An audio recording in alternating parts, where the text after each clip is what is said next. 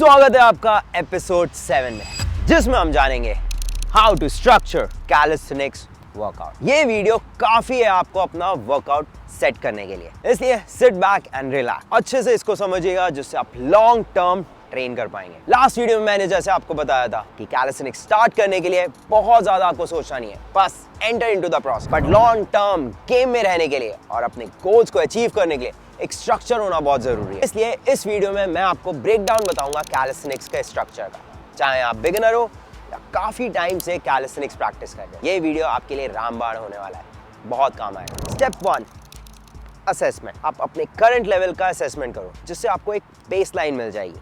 जैसे स्ट्रेंथ में आप कितने पुशअप, पुल अप या फिर स्क्वाट्स मार पा रहे हो। नंबर 2, मोबिलिटी और अपनी रेंज चेक करो, जैसे कि स्क्वाट्स में आपकी डेप्थ क्या है, पुल अप में आप कंफर्टेबली हैंग कर पा रहे हो या नहीं। और list down all the movements. कुछ मूवमेंट्स होंगे जो आपको डिस्कम्फर्ट देंगे या आपके जॉइंट्स कुछ बताना चाह रहे होंगे, उनकी सुनिए, क्योंकि एक बार इंजरी हुई कोई पूछने वाला नहीं है और आप पहले ही हार मान जाओगे। तीसरी चीज, स्किल्स। आप कौन कौन सी स्किल्स सीखना चाहते हो, अब इन सारी चीजों को आप नोट डाउन करो। ओल्ड स्कूल टाइप रजिस्टर में कर सकते हो या फिर गूगल शीट बना सकते हैं। Step 2, goal setting. अब आपके गोल्स प्रैक्टिकल, स्पेसिफिक और टाइम बाउंड भी होने चाहिए। एग्जांपल ले लेते हैं पुल अप का। आपको पुराने स्टेप में ये पता चल गया कि आपका बेस लाइन क्या है, मान लेते हैं आप 5 पुल अप कर सकते हो अभी, तो आप ऐसा गोल बनाओ कि अब नेक्स्ट 2 महीने में मैं कम से कम 15 kg तक पुल अप कर पाऊँ वेटेड। टाइम बाउंड भी हो गया, थोड़ा स्पेसिफिक भी हो गया, प्रैक्टिकल भी हो गया। मैंने ऐसा नहीं सोचा कि मैं 100 kg पुल अप मार दूंगा। दूसरी चीज, आपके गोल्स कॉम्प्लीमेंट्री भी होने चाहिए।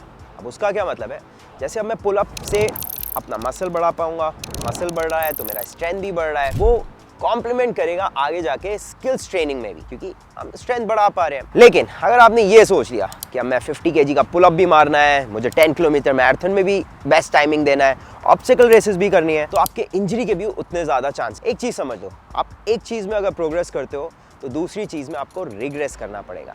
अगर आपका माइंडसेट यही रहेगा कि हर चीज में ही प्रोग्रेस करता रहूं, तो उतने ज्यादा इंजरी के चांसेस भी रहेंगे। फिर आते हैं स्किल्स के गोल सेटिंग पे, और आई एम प्रीटी श्योर आपने पुराने स्टेप में वो भी काफी सारी लिखी होंगी, क्योंकि स्टार्ट में हमें लगता है यार मैं बहुत सारी स्किल्स जल्दी सीख जाऊं, पर आपको क्या करना है, सिर्फ 2 से 3 स्किल्स सेलेक्ट करनी है। एग्जाम्पल ले लेते हैं पुशिंग मूवमेंट का हैंडस्टैंड ले लो, आप पुलिंग मूवमेंट का मसल अप ले लो, जिससे आप उसी के अराउंड स्ट्रक्चर बनाएंगे। स्टेप 3, वीकली स्प्लिट क्या होनी चाहिए। यहाँ पे हम सेट्स और रेप्स की बात नहीं करेंगे, वो थोड़ा प्रोग्रेसिव ओवरलोड में एक्सप्लेन करूंगा, क्योंकि वो इंडिविजुअल लेवल पे बहुत डिपेंड करता है। पर स्टार्ट करते हैं सबसे कॉमन स्प्लिट से। कैलिस्थेनिक्स में वो है PPL, पुश पुल लेग्स। आप 4 to 5 एक्सरसाइजेस चूज कर सकते हैं। सबसे स्टार्ट करते हैं पुश से। स्किल लेंगे, एक पुशिंग स्किल, वो हो गई आपकी एग्जाम्पल के तौर पे हैंडस्टैंड। डे 1 वाले दिन हम हिट करेंगे chest, tricep and shoulder, same 4 to 5 exercises. Day 2 वाले दिन पुल आएगा, स्किल एग्जाम्पल के तौर पे हमने ले ली, मसल अप की प्रैक्टिस करेंगे एंड बैक और बाइसेप अच्छे से हिट करेंगे। डे 3 लेग स्किल में कोई भी पावर मूवमेंट्स, जैसे अगर आप बैक फ्लिप सीखना चाहते हैं, टक जंप्स की प्रैक्टिस करिए, बॉक्स जंप्स की प्रैक्टिस करिए। एंड अगेन डे 4 और डे 5 हम रिपीट करेंगे पुश और पुल से। Split 2, full body training.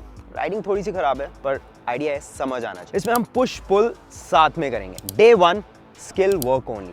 अब आपको कैलिस्थेनिक्स में स्किल सीखना है तो आपको उसको अच्छे से डेडिकेटेड टाइम देना पड़ेगा। आपका माइंड बॉडी कनेक्शन अच्छा होना चाहिए, तो हम सिर्फ स्किल वर्क करेंगे। आप एक पुशिंग, एक पुलिंग स्किल ले सकते हैं, हैंडस्टैंड, मसल अप ले लिया, और उसी के अराउंड ड्रिल्स, उसी के अराउंड स्ट्रक्चर आपको डे 1 पे करना है।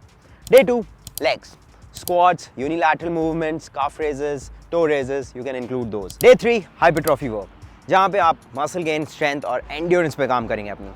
आप 2 मेजर एक्सरसाइज ले सकते हैं बड़ी, जैसे push up, pull up, dips में से उनके वेटेड भी कर सकते हैं, और फिनिश कर सकते हैं अपने एक्सेसरी वर्क या फिर कोर एक्सरसाइजेस से।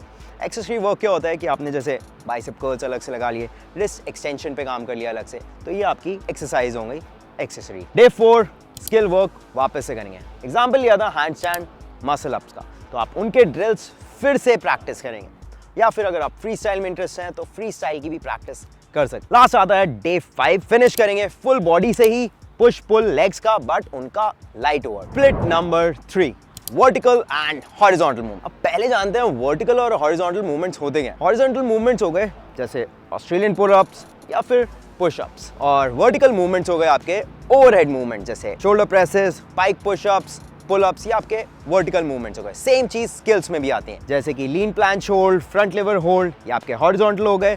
और आपके वर्टिकल हो गए जैसे कि हैंड स्टैंड, आप फ्री स्टाइल भी कंसिडर कर सकते हैं, और मसल अप। सेम इसे हम पुश पुल लेग्स की तरह डिवाइड करेंगे। डे 1 पे करेंगे हॉरिजॉन्टल मूवमेंट्स। स्किल को आप चूज कर सकते हैं, जैसे कि बैंडेड फ्रंट लीवर होल्ड, लीन प्लांच होल्ड। वर्कआउट में आप 4 to 5 एक्सरसाइजेस चूज कर सकते हैं। Australian pull ups, pushup example already दे चुका हूँ। फिर डे 2 पे आएंगे वर्टिकल मूवमेंट्स। स्किल में हैंड स्टैंड हो गया एग्जांपल, मसल अप हो गया, आप फ्री स्टाइल कर सकते हैं।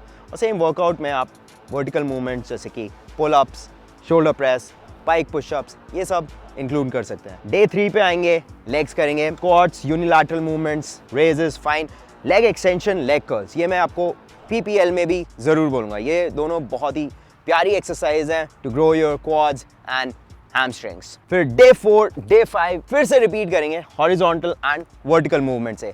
ये आपकी स्प्लिट एकदम सिमिलर है PPL से। Last split 4, skill oriented split. अगर आपको कोई भी स्किल सबसे जल्दी सीखनी है ना, तो आपको ऐसे प्रैक्टिस करनी पड़ेगी, उसकी डेली प्रैक्टिस करनी पड़ेगी विद सम लाइट कंडीशनिंग। अब जब मैं बचपन में जिम्नास्टिक कोचिंग के लिए जाता था और मुझे बैकफ्लिप सीखनी थी, तो वो उसके अराउंड की ड्रिल्स प्रैक्टिस करवाते थे और फिनिश कराते थे workout with some light exercises, core की या फिर पुशअप। वही पैटर्न हम यहाँ पे फॉलो करेंगे। डे 1 आप स्किल चूज करेंगे, 1 से 2 स्किल चूज करी और फिनिश करेंगे वर्कआउट विद 20 से 30 मिनट्स पुशिंग मूवमेंट्स का। डे 2 फिर से स्किल वर्क, फिनिश करेंगे 20 से 30 मिनट्स पुलिंग मूवमेंट से। डे 3 स्किल वर्क, फिनिश करेंगे 20 से 30 मिनट्स कोर एक्सरसाइजेस से। डे 4 फिर से स्किल की प्रैक्टिस करेंगे और 20 से 30 मिनट्स लेग्स का वर्कआउट। यहाँ पे स्किल्स हम यूजुअली मैं 1 से 1.5 आवर की बात कर रहा हूँ और 20 से 30 मिनट्स एंड में कंडीशनिंग। और लास्ट डे 5 हम लाइट हाइपरट्रॉफी वर्क करेंगे, जिसमें हम एक अच्छा एक्सरसाइज का सिलेक्शन करेंगे और मसल गेन, एक्टिव रहने पे काम करेंगे। अब सवाल आता है, इनमें से बेस्ट स्प्लिट कौन सी है? या आप सोचोगे इनमें से मेरे लिए कौन सी अच्छी है? ये आपको डिसाइड कर, क्योंकि वो डिपेंड करेगा आपके गोल्स पे, आपके लाइफस्टाइल पे, आपके एज, ये सब फैक्टर्स से आपको चूज करना है मेरे लिए कौन सी काम करें। और कम से कम आपको 3 से 4 महीना चलाना ही है, तभी आपको पता चलेगा कि रिजल्ट्स आ रहे हैं, प्रोग्रेस हो रही है या नहीं हो रही है।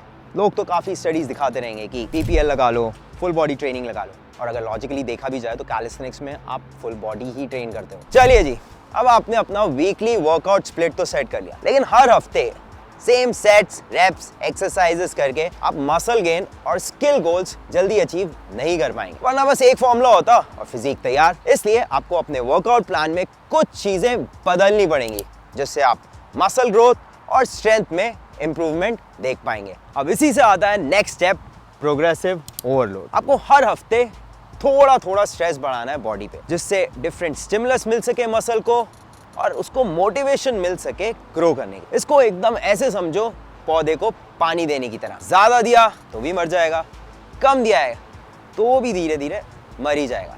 आपको एकदम राइट अमाउंट ऑफ पानी देना है, जिससे पौधा ग्रो करे और धीरे धीरे उसको बढ़ाना है। वैसे ही बॉडी पे थोड़ा थोड़ा स्ट्रेस देना। यहाँ पे आपको कुछ वेरिएबल्स बताता हूँ, उनमें से पहले सिर्फ एक चेंज करिए और धीरे धीरे जब आप बेहतर होते जाए, जब आपका मसल ग्रोथ, स्ट्रेंथ में इंप्रूवमेंट आता जाए, आप मल्टीपल वेरिएबल्स चेंज कर सकते हैं। सबसे पहले आता है फॉर्म। कैलिस्थेनिक्स में फॉर्म एंड टेक्निक सबसे प्रायोरिटी पे रहेगा। आप मूवमेंट को कितना प्यारा कर सकते हैं, उतना ज्यादा एफिशिएंसी रहेगी मूवमेंट में। बैड फॉर्म होना वो इंपॉर्टेंट नहीं है, पर धीरे धीरे उसको बेहतर करते जाना, ग्रेसफुल बनाना, वो ज्यादा इंपॉर्टेंट। जैसे लोग बहुत ज्यादा हैंड स्टैंड बनाना फॉर्म से स्टार्ट करते, कोई बात नहीं, पर धीरे धीरे जब वो स्ट्रेट लाइन में आते हैं, मूवमेंट कितना प्यारा दिखता है और कितना एफिशिएंटली वो ज्यादा देर तक होल्ड भी कर सकते। दूसरी चीज, इंक्रीज इन रेप्स। मान लीजिए आप 10 से 12 रेप तक कंफर्टेबल हो गए एक वेट को लेके, तो धीरे धीरे 15 तक जाइए, 30 तक जाइए। स्टडीज ये भी कहती हैं कि 10 से 30 तक रेप्स मसल बिल्ड करने में हेल्प ही करेगा। हमारा मसल अंडरस्टैंड करता है मैकेनिकल टेंशन। फिर आते हैं, आप सेट्स चेंज कर सकते हैं। जरूरी नहीं आपको सिर्फ बॉडी बिल्डिंग स्टाइल में 3 सेट तक ही रहना, आप 4, 5, 10 सेट तक भी मूवमेंट परफॉर्म कर सकते हैं। Next variable, change in tempo. Tempo क्या होता है? आपका स्पीड एक्सरसाइज परफॉर्म करने का। इसको आप कम ज्यादा भी कर सकते हैं। एग्जाम्पल के तौर पे लेते हैं, आप कभी स्लो पुशअप परफॉर्म करिएगा, 10 सेकेंड नीचे जाना है, 10 सेकेंड ऊपर आना है और कमेंट में बताइएगा कैसा लगा। Next, difficulty. बॉडी वेट में आप बॉडी पोजीशन चेंज करके अपना रेजिस्टेंस चेंज कर सकते हैं, यानी एक्सरसाइज को हार्ड या इजी बना सकते हैं। पुशअप्स का एग्जांपल लेते हैं, incline pushup, normal pushup and decline pushup. कैसे आपका एक्सरसाइज चेंज हो रही है और डिफिकल्टी लेवल बढ़ता जा रहा है। सेम थिंग पुलअप्स में, seated pullups, negative pullups, pullup, archer pullups, और फिर आप धीरे धीरे वेट भी ऐड कर सकते हैं और ऐसे ही एक्सरसाइज को चैलेंजिंग बना सकते हैं। और याद रखिएगा, जितना प्रोग्रेशन इंपॉर्टेंट है उतनी ही वैल्यू आपको रिग्रेशन को भी देनी है। एग्जांपल ले लेते हैं, आपने पुश पुल स्प्लिट तो सिलेक्ट कर ली, डे 1 पुश वाले दिन तगड़ा हार्ड वर्कआउट कर लिया। डे 4 पे जरूरी नहीं है आपको उतना ही हार्ड वर्कआउट करना है, आप इंटेंसिटी चेंज कर सकते हैं, ये वेरिएबल्स चेंज करके रिग्रेस कर सकते हैं। और लास्ट, रेस्ट टाइम। अब अपना रेस्ट टाइम कम करके अपनी इंटेंसिटी और मस्कुलर एंड्योरेंस पे भी काम कर सकते हैं। कुछ ट्रेनिंग पैटर्न के एग्जांपल देता हूं, जैसे AMRAP या EMOM। स्किल्स के कुछ टिप। नंबर 1, सबसे पहले अपने वर्कआउट के स्किल से ही स्टार्ट करिए, क्योंकि जब आपकी बॉडी फ्रेश होगी आप अच्छा परफॉर्म कर पाएंगे और बॉडी अवेयरनेस समझ पाएंगे। Number 2, same progression and regression technique आपको यहाँ पे भी अप्लाई करनी। मान लेते हैं आपको हैंडस्टैंड सीख, स्टार्ट करिए सिजर किक से, वॉल पे जाइए, धीरे धीरे फ्री स्टैंडिंग प्रैक्टिस। और लास्ट में, as a beginner keep your session short and frequent, मतलब कम समय तक परफॉर्म करिए, यानी 10 से 15 मिनट, पर डेली कर सकते हैं आप वो परफॉर्म, डेली उसकी प्रैक्टिस करिए और धीरे धीरे आप बेहतर होते जाए, स्किल सेशन को आप बढ़ा सकते हैं। And always remember these words by me, in calisthenics we do not only progress with weights और reps, we progress how much beautiful, graceful you can perform a movement। अब इतनी सारी चीजें, अपना वर्कआउट स्प्लिट, अपनी एक्सरसाइजेस, इतने सारे variables,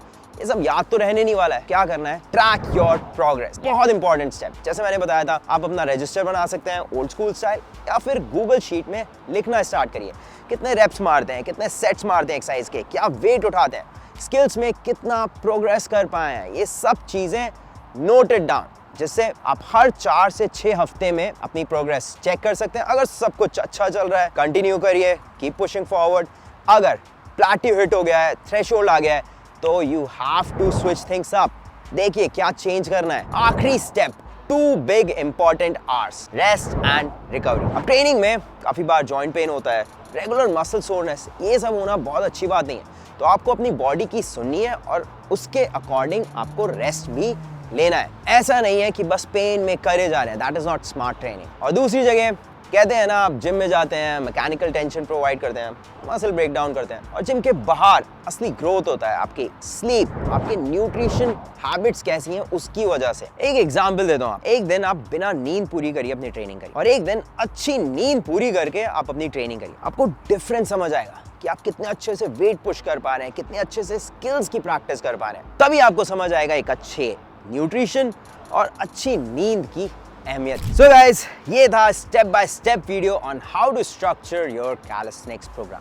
अगर आपको वीडियो अच्छा लगा हो या इन्फॉर्मेटिव लगा हो, जो कि है, तो प्लीज़ लाइक एंड सब्सक्राइब जरूर कर लीजिएगा और कमेंट में ज़रूर बताइएगा कि कौन सा वर्कआउट स्प्लिट आप फॉलो करने वाले। मिलते हैं फिर नेक्स्ट वीडियो में, जिसका टॉपिक होगा injuries and pain management in calisthenics.